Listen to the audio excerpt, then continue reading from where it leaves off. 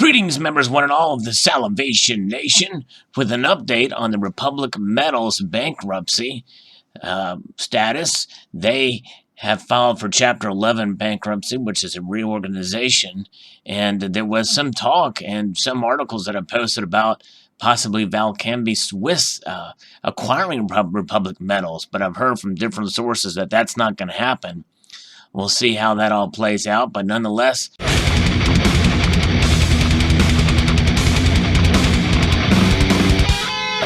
here's kind of the latest, is Republic Metals Trustee seeks examiner to investigate metal inventory.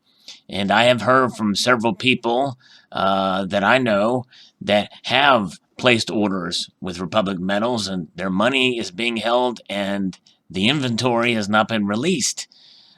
Here from Louisville, Kentucky, this comes to us from SP Global. U.S. Trustee William Harrington on Tuesday afternoon urged a federal bankruptcy judge to appoint an examiner to investigate the ownership of millions of dollars in raw and processed precious metals and inventory held by Republic Metals Refining Corp., which filed for Chapter 11 reorganization on November the 2nd.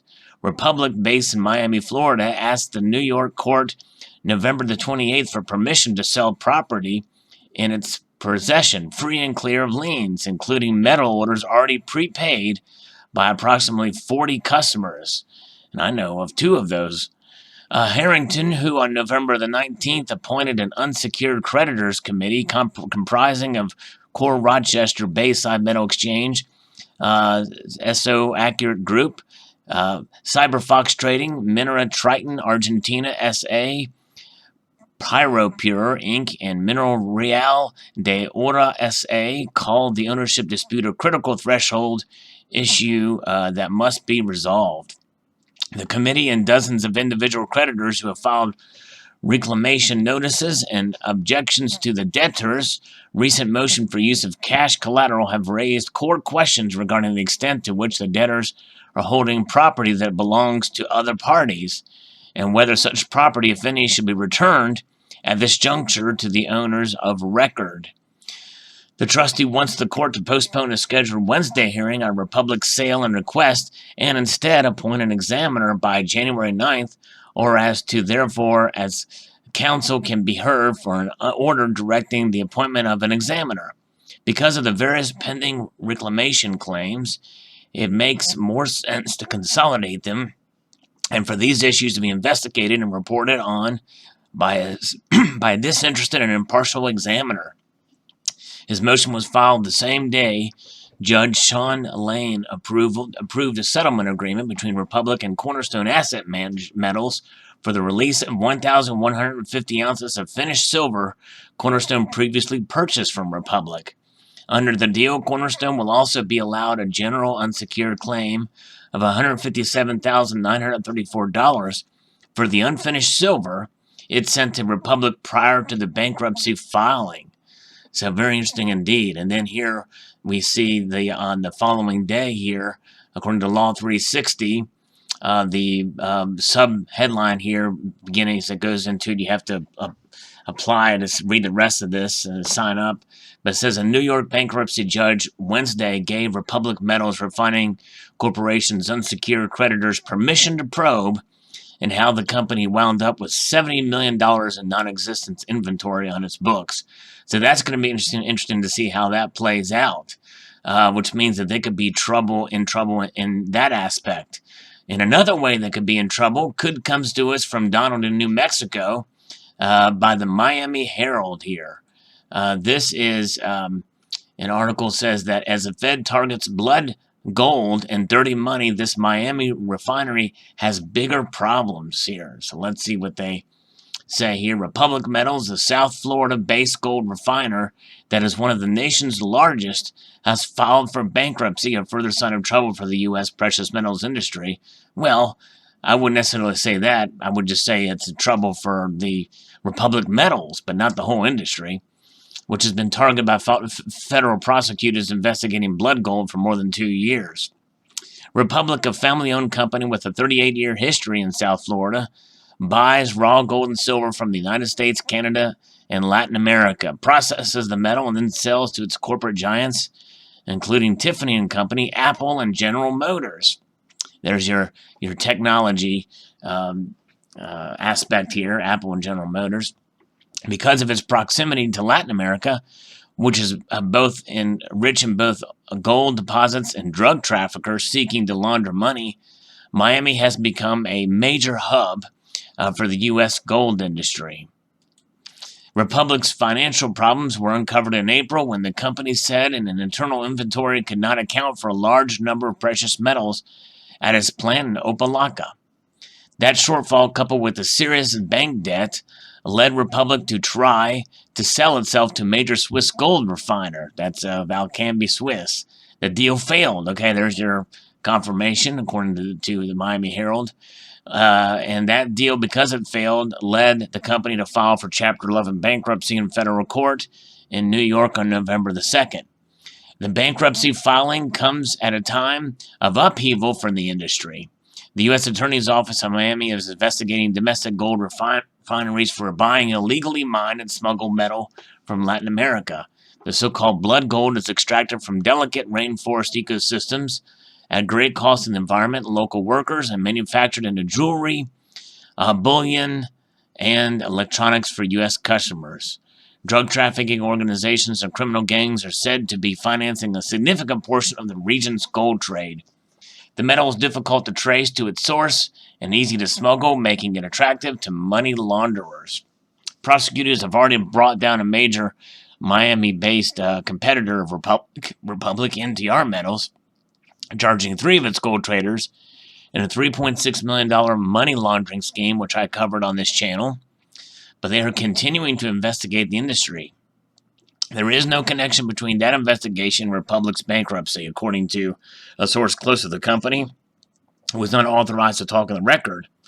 Large-scale inventory shortfalls have happened at other gold refiners because of accounting errors and other mishaps.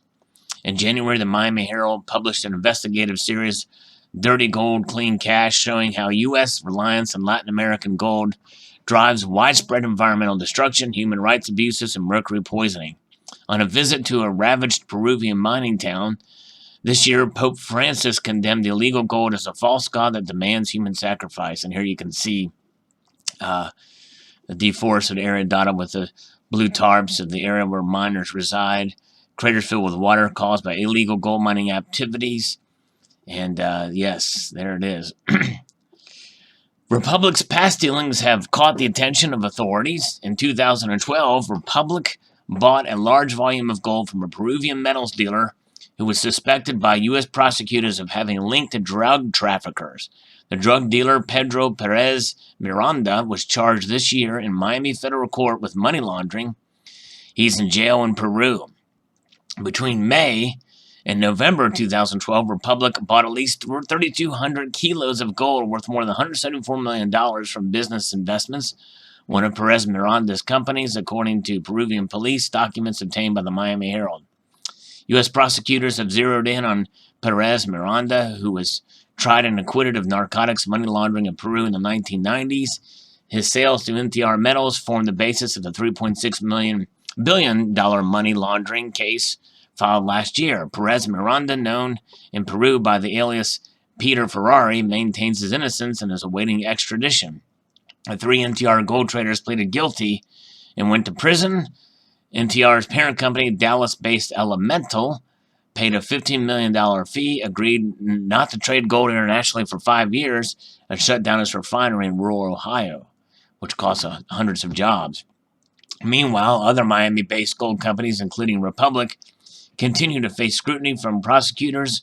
According to sources familiar with the investigation, those sources said Republic is in negotiations with prosecutors, although the nature of those discussions isn't clear. And yes, indeed. Republic CEO Jason Rubin declined an interview request this week, so did the company's attorney. Spokesperson for the U.S. Attorney's Office in Miami also declined to comment. Republic employs about 200 people, mostly in its main plant in Opa-locka. Gold has a wide variety of industrial uses, from components to smartphones to car parts, as well as more traditional products like necklaces and rings. A Tiffany's subsidiary is one of Republic's biggest creditors and is seeking $17 million paid for a trade debt according to bankruptcy court filing. Republic says it owes $86 million to its raw metal suppliers, including mines in Mexico, Canada, and Peru, and its gold and silver buying customers who range in size from Tiffany to small shops in downtown Miami's jewelry district. Republic owes $177 million to 8 banks that provide financing for gold transactions, the all-important cash that keeps the trade flowing internationally. In total, Republic declared liabilities of $265 million, greatly exceeding the assets of $175 million, which mostly consists of precious metals, according to the bankruptcy filing here. And here we see Pedro Miranda. Republic appears to have stopped buying gold from Perez Miranda after those 2012 deals while he's in jail. No wonder. NTR stepped in to fill the vacuum. Oh, that was, I guess that was before he got arrested. Anyways, this goes on. Let's see what it says about the industry here. It says Republic's bankruptcy spells further trouble for the American gold industry. While the company's main U.S. competitors have been acquired by foreign multinationals in recent years, Republic is owned by South Florida's Rubin family. With Elemental's Ohio plant shuttered and Republic filing for bankruptcy, only 2 major gold refineries are still standing in the U.S. Asahi Refining in Salt Lake City, Utah, and Metalor Refining in Attleboro, Massachusetts. I didn't know they were domestic. Both are owned by Japanese conglomerates. Oh, okay. Although Metalor remains headquartered in Switzerland. Yeah, that's what I thought. I thought it was a foreign company. In its bankruptcy filing, Republic acknowledged inventory discrepancies were the root of its financial problems, but the company did not provide details on whether gold or silver actually went missing or if it had made an accounting error. Such discrepancies are not unheard of in the industry because of the vast amounts of metal involved. In 2014, South Africa's Rand refinery said a software glitch led to its overstated its gold inventory by 2.7 tons, roughly $113 million at the time, requiring an emergency loan from shareholders to bridge the gap. After discovering the severity of its shortfall in June, Republic asked its lenders for breathing room and began looking for buyers. The firm came close to securing a sale to Swiss gold refiner Valcambi in October. The companies even put out a news release saying a deal had been struck, and I've covered that. But Republic said its senior lenders were ultimately unable to reach terms with Valcambi, leading to the bankruptcy filing in November. With limited cash and the inability to trade metals or deliver refined goods, Republic wrote in a court filing it could not do business. So essentially they're done. Their lenders include Mitsubishi, the Dutch financial institution, Cooperative Rabobank, and several others here. They remain on the hunt for a buyer.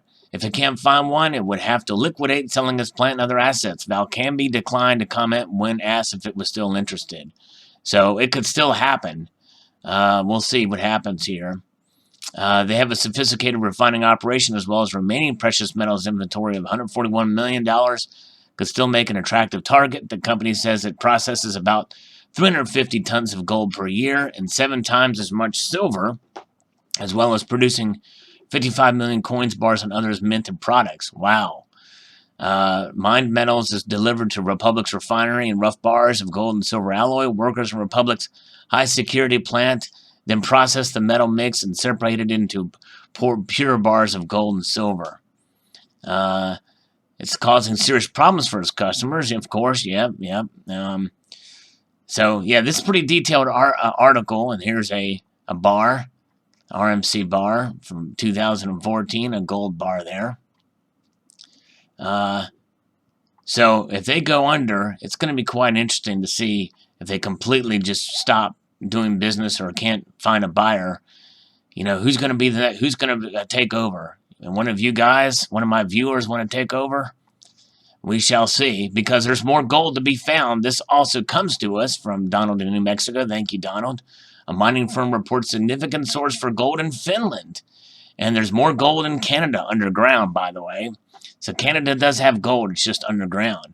Mawson Resources Limited, a firm financially supported by Gold Corp, is reporting a project that it says ripe with significant resources of gold and cobalt in Finland. The Rajapalad project comprises pit and underground mining of 424,000 equivalent ounces of gold based on 4.3 metric tons of ore containing 2.3 grams of gold per metric ton, or 430 parts per million of cobalt, according to Mawson. The Rajapalat gold, cobalt, inferred mining resource estimate is a great start and an important milestone for both Malsen and Finland. The resource calculation demonstrates the robustness of high grade of gold cobalt mineralization, highlights the potential for substantial resource expansion with the recently surveyed electromagnetic conductors that closely correspond with the resource area, more than doubling the size of the potential mineralized footprint. These form the immediate drill targets for our January 2019 drill plans, where 5 drill rigs plan to test progressive step-out targets from the resource. So hopefully, and this is legal, and this will happen all above board. So we just need an American company, I guess, to take over the deal here in the United States. We'll find out. But there's your reports for today. I want to extend a multitude of gratitude to Donald in New Mexico for this article from the Miami Herald here and the Coin World article. And I would like to extend a multitude of gratitude to you all for watching and encourage you to please rate, comment, and subscribe.